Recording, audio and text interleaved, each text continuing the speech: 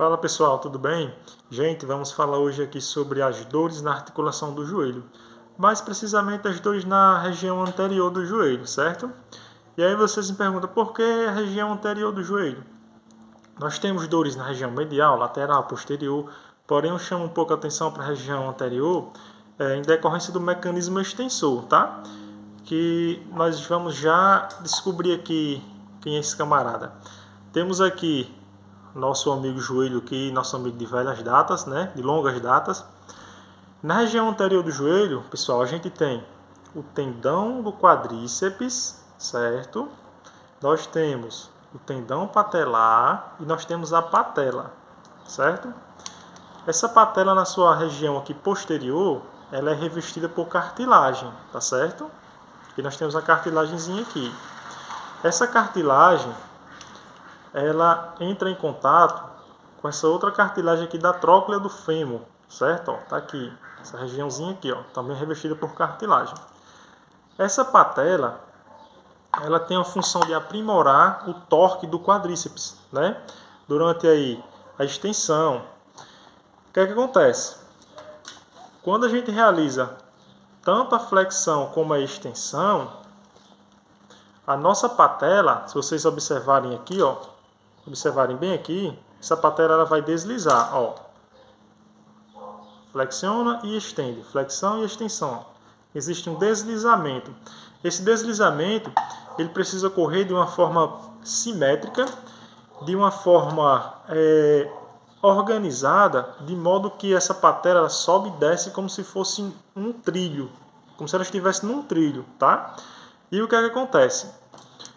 Quando existe alterações, tanto de quadril, joelho ou tornozelo, que contribuam para uma alteração desse mecanismo, a gente consegue observar um desgaste, um desalinhamento dessa função extensora da patela e a gente consegue observar um desgaste da cartilagem, tá bom?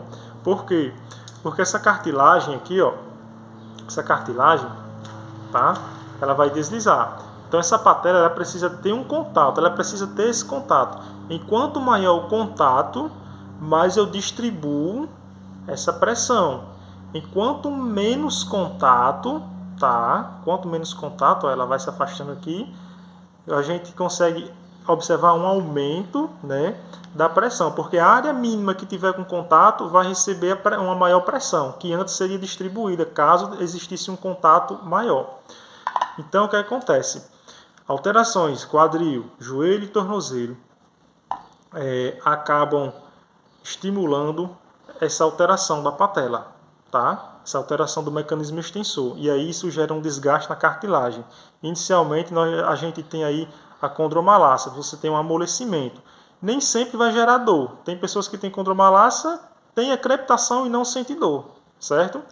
Já tem pacientes que isso aí evolui para uma condropatia. Você tem aí algumas fissuras da cartilagem, uma maior crepitação, aí o paciente já começa a sentir dor, às vezes fica inchado, a região fica quente, os sinais aí, né, inflamatórios. E aí você tem o osso subcondral, que é o osso que está abaixo dessa cartilagem, que ele é bem inervado, e aí você vai sentir dor, bastante dor. Então o que é que acontece? As dores na região anterior do joelho, muitas das vezes, tá, estão relacionadas a alterações nesse mecanismo extensor.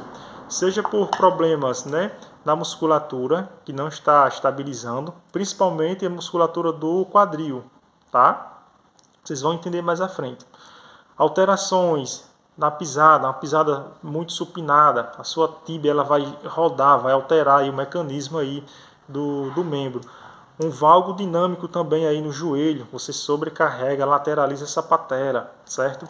E aí você começa a gerar vários desgastes que vai desenvolver essa dor na região anterior. Existem outras condições que geram dor na região anterior? Existem, como tendinopatia do tendão patelar, tá aqui, ó, tendão patelar, tá? Atletas que apresentam alterações de mobilidade no tornozelo, as cargas sobem muito aqui, ó, e sobrecarrega essa região. Encurtamento da musculatura. Nós temos também tendinopatia do tendão do quadríceps. Nós temos tendinopatia da pata de ganso ou tendinite anserina. Nós temos as rofites, que é a inflamação da gordura de Hoffa. É uma gordurinha que fica aqui por trás da patela, tá? Então, assim, existem várias condições que vão gerar dor.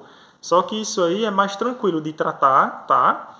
Em relação a isso aqui é condição que às vezes não tem como reverter, tá? Na verdade, você tem como estabilizar os sintomas, mas reverter uma condromalácia não tem como, tá? E aí o que é que acontece? Existem alterações biomecânicas lá a nível de quadril, que a gente chama de, tem uma coisinha chamada de ângulo cérvico diafisário, que é um ângulozinho lá de 125 graus entre o fêmur e o colo do fêmur. A diáfise do fêmur, né, uma linha média da diáfise do fêmur, e o colo do fêmur, uma linha perpendicular, tá? É aquele ângulozinho. O fêmur da gente não é assim, ó. O fêmur da gente não é assim. Pronto, é esse ângulo aqui, ó. Se você tiver alteração nesse ângulo, o normal é 125 graus. Se você tiver alteração para mais ou para menos, isso vai determinar se a coxa da gente vai ser vara ou valga. Isso aí altera a biomecânica dos estabilizadores do quadril, porque isso aí altera a alavanca desses músculos. Consequentemente, você tem cargas a mais ou a menos, dependendo aí da função, da idade, da altura desse paciente. Você tem essas alterações que vão comprometer a eficiência do mecanismo extensor, tá? Então, por isso que você precisa realizar uma boa avaliação com um profissional para identificar quais são os fatores que estão alterando a eficiência do mecanismo extensor, para que você corrija isso aí, para que isso aí não venha a aumentar o desgaste da cartilagem, tá bom? Então, isso é o que a gente deve fazer, tá bom? Existe uma diferençazinha também do fêmur, né? O ângulo de antiversão de 20 graus. Se existem alterações aí, você pode ter mais ou menos contato do fêmur com o acetábulo, e isso repercute também no joelho. Alterações de tornozelo também, cargas. Então, existe todo um conjunto de estruturas que devem ser avaliadas para que a gente consiga identificar quais são os possíveis fatores que estão alterando a eficiência do mecanismo extensor. Então a dica é: procure um profissional o quanto antes para você avaliar, para que isso aí não venha aumentar. Então esses são, né, os principais fatores de dores na região anterior do joelho. Espero que vocês tenham aí entendido um pouco, né? São muitas informações, mas creio que dá para ter deu para ter uma boa ideia, tá bom? Um abraço e até a próxima, se Deus quiser.